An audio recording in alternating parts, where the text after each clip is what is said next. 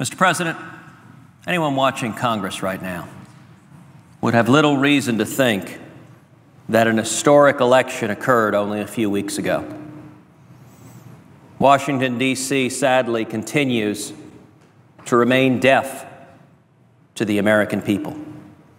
Washington, D.C. continues to refuse to listen to the American people. Even though millions of voters rose up just 1 month ago to protest how President Obama and the Senate Democrats were running Washington, business as usual is continuing inside the marble halls of the United States Congress. What's happening here? Last night, we saw chaos in the U.S. House of Representatives as they were there till late in the night, voting on a bill that the vast majority of the members had never even sat down to read. Yet somehow, at the last minute, just in the nick of time, with an arm twisted here and a nudge there, it passed the House. And now it's here in the United States Senate. Before the Senate today is a $1.1 trillion bill full of Christmas presents for the lobbyists and special interest here in Washington. I know it's Christmas time, Mr. President, but it's not our job to be playing Santa to K Street. This bill is not designed to help working Americans. It is designed to pay off all the promises made to lobbyists who funded campaigns over the past year. It's designed to make sure that a whole lot of folks can fly home, sure that more campaign dollars will be coming in coming weeks. Before the United States Senate is a bill that continues to fund the train wreck that is Obamacare and does nothing to provide relief to the millions of men and women who are hurting, who are suffering, who've lost their jobs, who've lost their health care because of this disaster. And before the United States Senate is a bill that does nothing, absolutely nothing, to stop President Obama's illegal and unconstitutional amnesty. That's why I rise to speak here today. The President's executive amnesty is lawless and unconstitutional. Now, to be clear, the dispute over executive amnesty is not a dispute between President Obama and Republicans in Congress. It is a dispute between President Obama and the American people.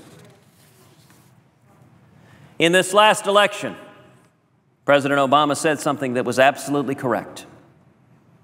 He said his policies were on the ballot all across this country. The President was right. This election was a referendum on amnesty. Mr. President, I spent roughly 2 months on the road campaigning for Senate candidates all over the country, one after the other, in race after race after race. Front and center was, if you elect Republicans, we will stop President Obama's amnesty. Now, the American people's verdict on that referendum was not ambiguous. Over and over and over again, voters in states across this country decided not to send back the incumbent Democrat, but to elect a new Republican. Mr. President, I'll recall 2 years ago when you and I were freshmen. There were 9 Democratic freshmen that year and just 3 Republicans. Today, there are 12 Republican freshmen, 12 new senators, a quarter of the Republican conference, elected as the result of a referendum on amnesty. The people have spoken loudly. And yet, sadly, President Obama has reacted to the voters in a way that, frankly, is unprecedented in American history. Previous presidents, particularly second-term presidents, have been repudiated by the voters. And there's a way presidents typically respond to that. They react with humility. They react acknowledging the American people, trying to course correct. But sadly, President Obama didn't do that. Instead, he came out angry and defiant. He came out and declared to the American people, it doesn't matter, in his view, what the American people say, and it doesn't matter, in his view, what the Congress elected by the American people says. He is instead going to unilaterally decree illegal amnesty for some 5 million people who are here illegally.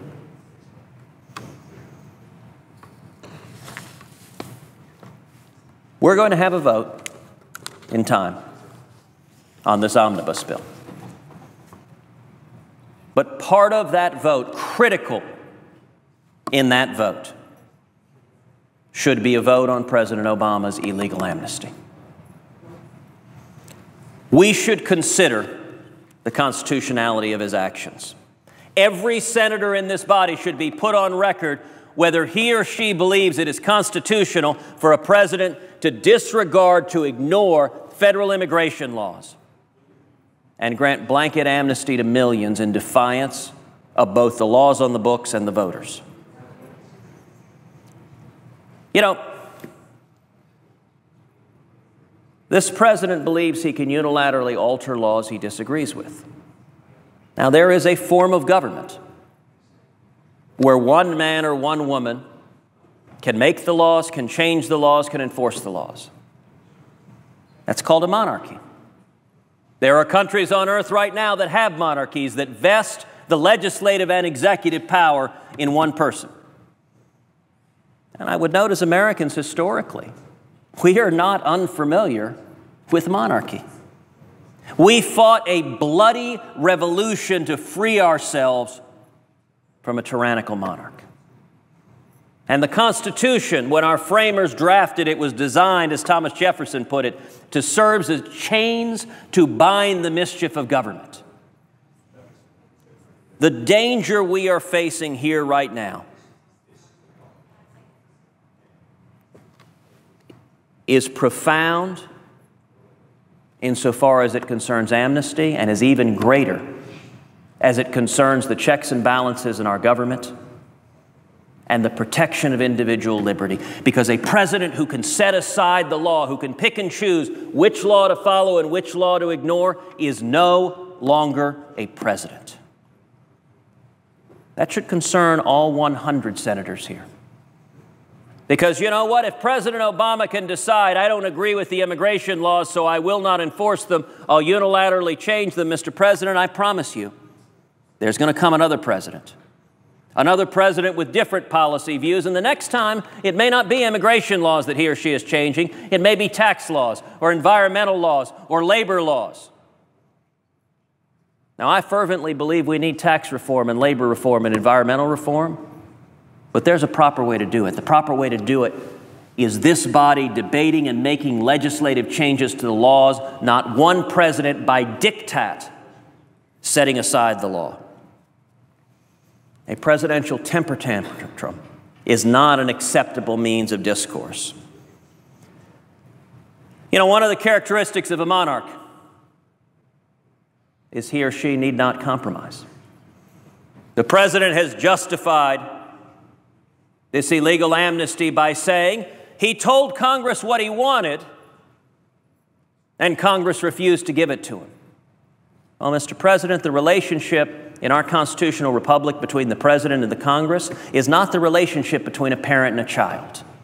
The president does not get to demand of Congress, here is the policy I want, either give me what I want, or I will decree it to be so and ignore the law. That is the president's bargaining position. The president wants to reform immigration, and let me be clear.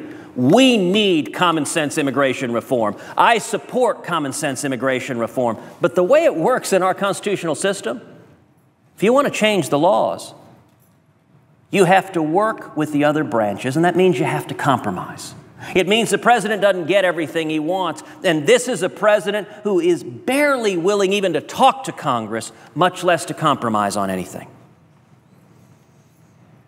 As Alexander Hamilton explained in Federalist 69, A monarch decrees, dictates, and rules through fiat, which is what President Obama is attempting to do right now. And when the president embraces the tactics of a monarch, it becomes incumbent on Congress to wield the constitutional power this body has as the elected people's representatives to stop it. Congress, representing the voice of the people who just spoke resoundingly in an election, should use every constitutional tool available to prevent the president from subverting the rule of law. When the president usurps the legislative powers and defies the limits of his authority, it becomes all the more imperative for Congress to act. And Congress should use those powers given to it by the Constitution to counter a lawless executive branch, or this body will lose its authority. If the president will not respect the people, Congress must. Secondly, let me ask a question. Why are we here today in a lame duck? Why is there a session of Congress the second week of December with so many members voting who the American people just said they no longer want to be represented by? Why are there so many members getting ready to land at cushy law firms and lobby jobs and industry and trade associations? All of our colleagues, a whole bunch of them, we're going to see them again, except they'll have more expensive suits, more finely tailored, and come with an army of lobbyist aides with them. Both the House and the Senate are filled with people who won't be here next year, and that's not an accident. Because these bodies are voting to fund $1 trillion spending bill, and those members who were defeated or are retiring aren't accountable to anybody. They won't have to answer for this, but it's even worse. I mentioned this omnibus as a payoff to K Street. Well, that's where a lot of these retiring lobbyists, retiring members are going to go. So what a perfect way to start to get your job is to ensure that you come with goodies for the rich and powerful. Look, the American people are disgusted by the way Washington works. Washington, under the Obama administration, takes care of the rich and powerful, those who walk the corridors of power, and ordinary working men and women are left in the dark.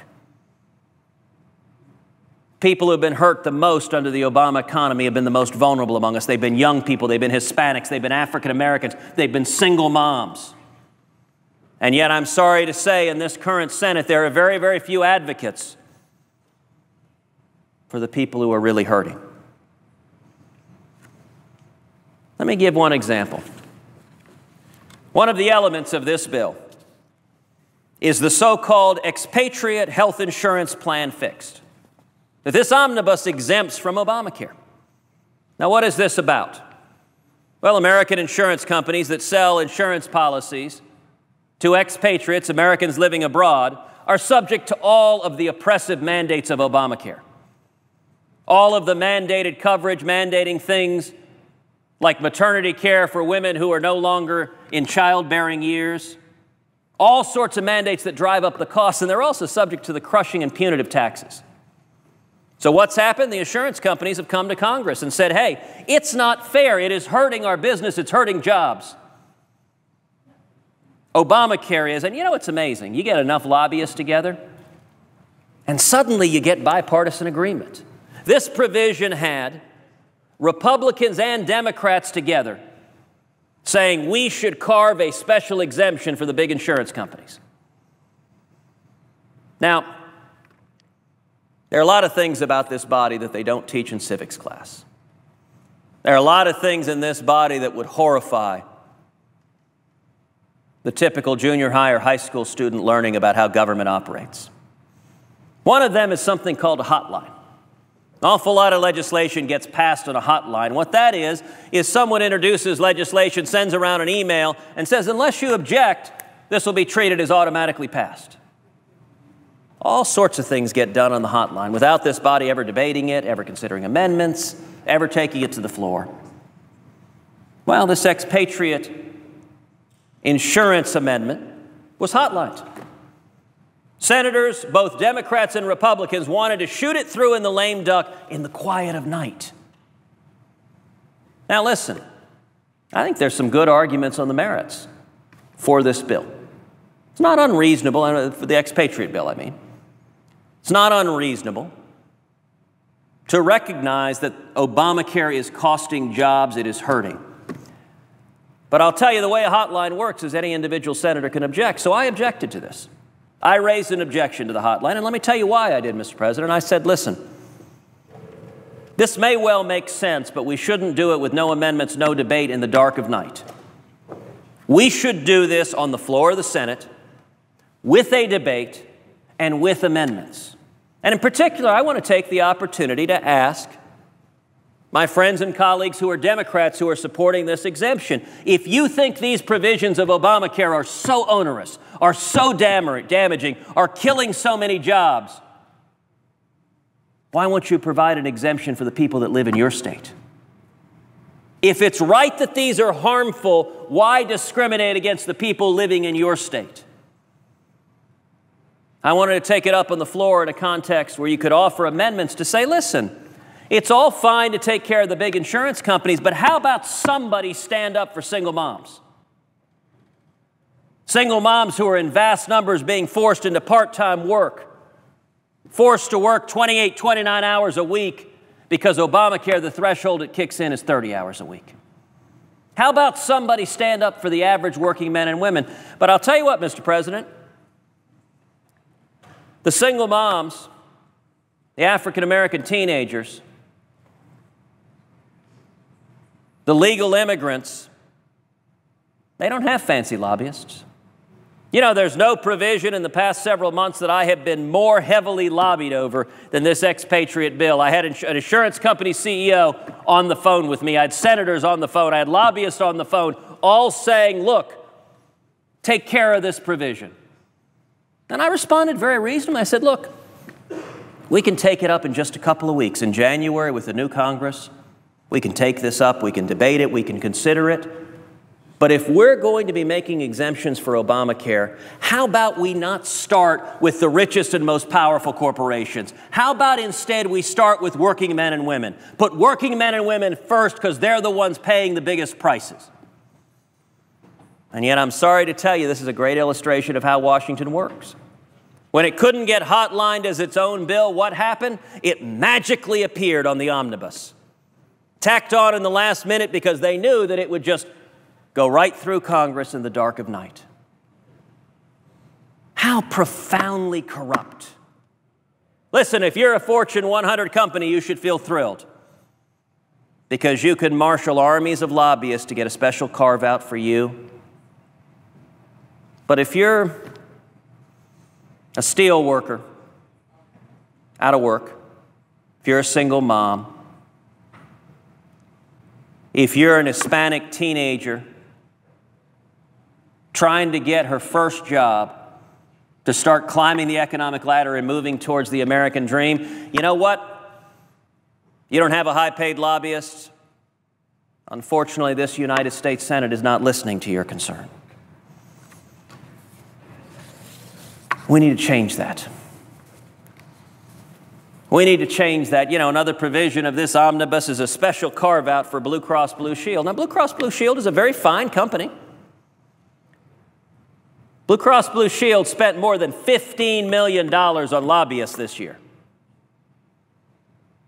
Now, it's all fine and dandy that Blue Cross Blue Shield gets a carve-out. What about working men and women? Under the Harry Reid Senate, do you know how many bills we have debated on the floor to provide meaningful relief to the millions of Americans who've lost their jobs, who've lost their health care, who've been forced into part-time work, who face skyrocketing insurance premiums, who've lost their doctors? Zero. Not a single one, because working men and women don't have $15 million to hire fancy lobbyists.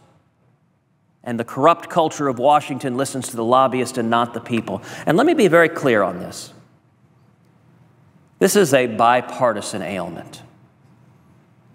Harry Reid and the Democratic Senate has shut this institution down and it's ceased working for working Americans.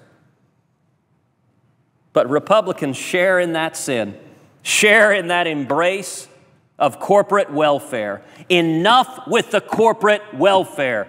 God bless big companies that provide jobs. We don't need to be providing corporate welfare. How about instead,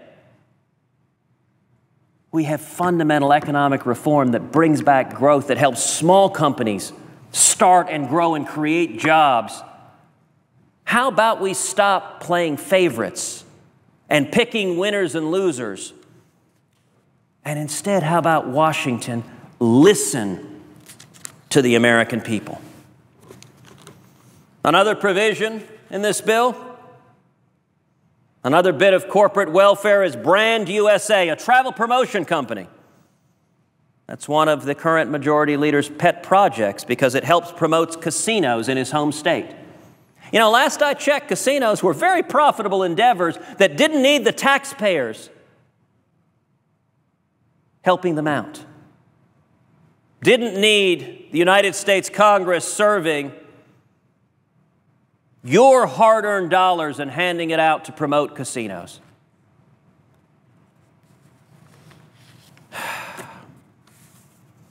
Another example is the Overseas Private Investment Corporation. It's also reauthorized in this bill. Now, most people haven't heard of it, but let me tell you what it does. Over the past few years, OPEC has approved a $20 million loan to help luxury cars be built in Eastern Europe. Coincidentally, the man who owns the company is a donor to President Obama and Vice President Biden.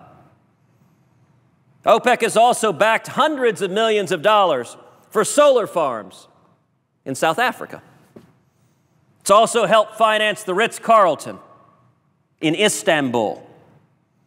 It's backed $150 million in insurance for Citibank to open branches in Pakistan, Jordan, and Egypt.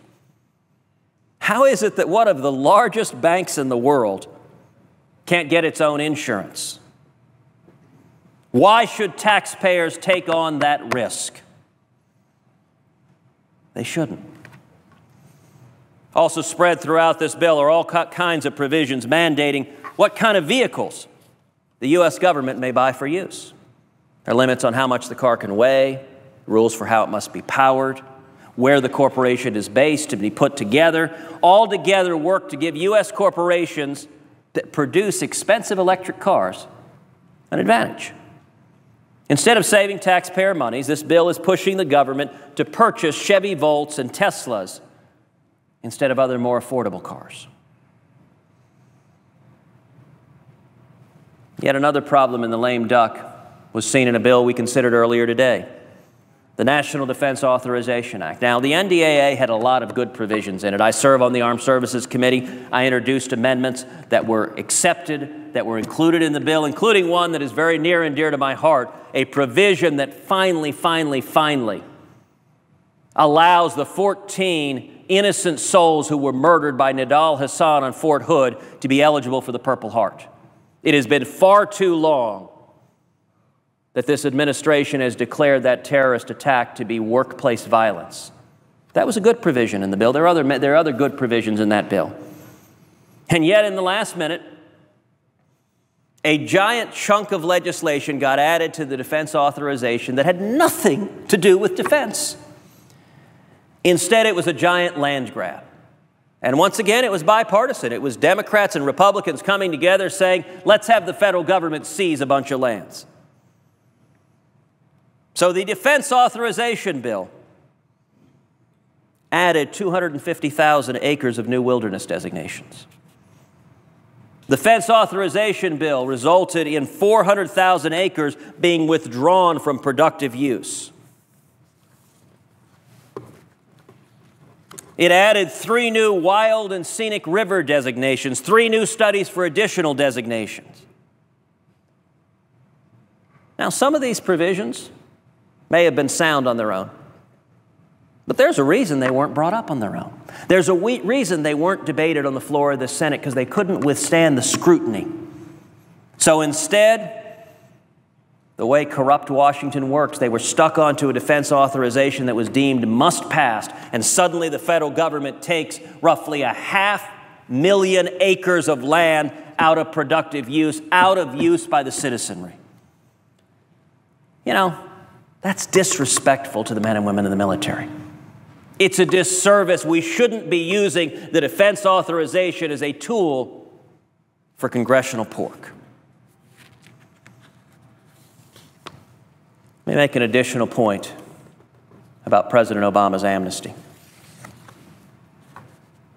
In all likelihood, in a matter of hours or a matter of days, the Senate is going to pass this massive, pork-filled mess of a bill, trillion-dollar-plus amnesty that is paying off lobbyists throughout this town. And yet, leadership in both bodies, Republican leadership in both the House and Senate, have promised this bill is designed for Congress, in fact, to stand up to President Obama's illegal amnesty. They have said repeatedly that in just a few weeks, help is on the way. In just a few weeks, Republicans will be the majority in this body. In just a few weeks, we will have a new majority leader. The new majority leader, my friend, the senior senator from Kentucky, has said, quote, if President Obama acts in defiance of the people and imposes his will on the country, Congress will act. We're considering a variety of options, but make no mistake, when the newly elected representatives of the people take their seats, they will act. Madam President, I take the soon-to-be majority leader at his word. Speaker of the House has likewise said, quote, come January, we will have a Republican House and Republican Senate and will be in a stronger position to take actions, he said. The Speaker went on to say the current plan is the most practical way to fight the President's actions. Again, I take him at his word. When the Republican leaders promise this bill is all designed so come January and February, just a few weeks from now, we will see both houses stand together and make clear that when the continuing resolution expires for the Department of Homeland Security, this body will not appropriate money to DHS to carry out President Obama's illegal and unconstitutional executive amnesty. I take them at their word, because the alternative would be that elected leaders were saying something to the American people they don't believe and they don't intend to follow through on. And I very much hope that is not the case. Indeed, I'm reminded of Reagan's famous admonition, trust but verify. So I take them at their word, but I would note that a whole lot of citizens across this country feel a little bit like Charlie Brown with Lucy and the football, where in fight after fight, leadership in Congress says, we'll fight next time. Not this time. No, no, no, no, no. The wise thing to do is fight in a month, fight in 2 months, fight in 3 months. Not now. And it always seems to be that when that month or 2 months or 3 months happens, the same statement is made. You know what? No, no, no, no, no. Not January or February, really March. No, no, no, not that. How about June? No, no, no, not that. How about September? And there comes a point where Charlie Brown has kicked the football and fallen on his rear end one too many times.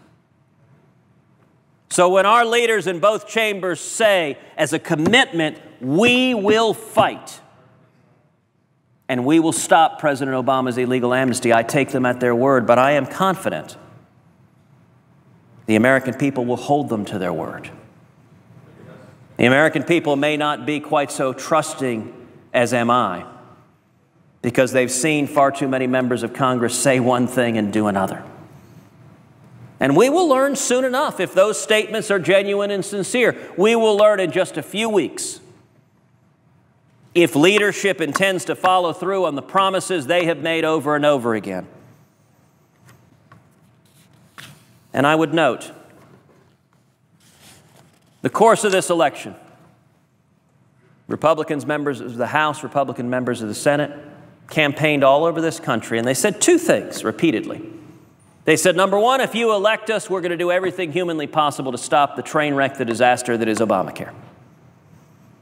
And they said, number two, if you elect us, if you give us a Republican majority in the Senate, we will stop President Obama's illegal amnesty. All over the country. That's what Republican candidates said, and it's the reason they told the American people to elect a Republican majority. My simple admonition to my friends, especially to the newly elected Republicans, is very, very simple. Do what you said. Simply do what you said. Virtually every Republican on this side of the chamber told the men and women in his or her state, if you elect us, we will stop President Obama's amnesty. We must do what we said because it is profoundly unfair. This amnesty is unfair to millions of legal immigrants who followed the rules, who waited years in line, and yet see those who came illegally being rewarded nonetheless by the Obama administration. This executive amnesty is profoundly unfair to the 92 million Americans who are not working right now. To all the working men and women who are struggling to just put food on the table to feed their kids. This executive amnesty is profoundly unfair, especially to the African American community, which is facing historic unemployment.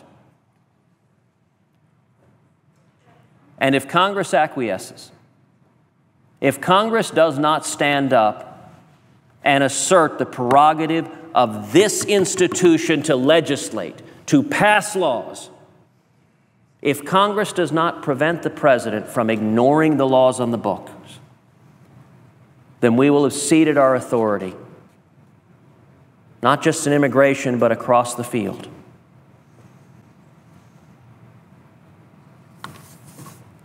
It is incumbent on all of us to defend the Constitution. And it is my hope that the senators who take an oath to uphold the Constitution will honor that oath more than party allegiances. I would note in recent weeks, no fewer than a dozen Democratic senators have publicly criticized President Obama's illegal executive amnesty. I welcome that criticism. It is nice to see that sort of candor coming from Democratic senators. But, you know, as my wife is fond of telling me, talk is cheap. If those dozen Democratic senators that have criticized President Obama's executive amnesty as illegal and unconstitutional mean what they say, then the only responsible action is to use our legislative authority to stop it. I would hope that my Democratic colleagues would put partisan politics aside. Even some who may agree with President Obama's amnesty would say the way to change the immigration laws is to work with Congress to compromise. You may not get everything you want, but we have a system of checks and balances. You know, Madam President, it's striking. In many ways, the simplest and best explanation of what the President has done came from Saturday Night Live. Saturday Night Live, the week after the President's illegal amnesty, reprised the classic Schoolhouse Rock, How a Bill Becomes a Law. And they had a giant dancing, singing bill coming out saying, first I go to the House, then I go to the Senate. If I'm lucky, the President will sign me and I become a law. And then on Saturday Night Live, President Obama walked out onto the steps of the Capitol and pushed the bill down the steps of the Capitol. 4 separate times he pushed the bill down the steps of the Capitol. And instead out walked an executive order, smoking a cigarette as it so happens. Simply said, I'm an executive order. That pretty much just happened. You know what? Saturday Night Live is exactly right. The president is ignoring the basic checks and balances of our Constitution and trying instead to decree the law. That is unconstitutional. And a portion of this bill that has been sent over from the House of Representatives funds the Department of Homeland Security to carry out that unconstitutional action. Therefore, Madam President, I am now offering and raising a constitutional point of order against Division L of this bill on the grounds that it violates the following provisions of the Constitution: the separation of powers embodied in the vesting clauses of Article 1, Section 1 and Article 2, Section 1, the enumerated powers of Congress stated in Article 1, Section 8, and the requirement that the President take care that the laws be faithfully executed, as stated in Article 2, Section 3. It is incumbent on this body to resolve those constitutional questions and to honor and protect the constitutional authority of the United States Congress.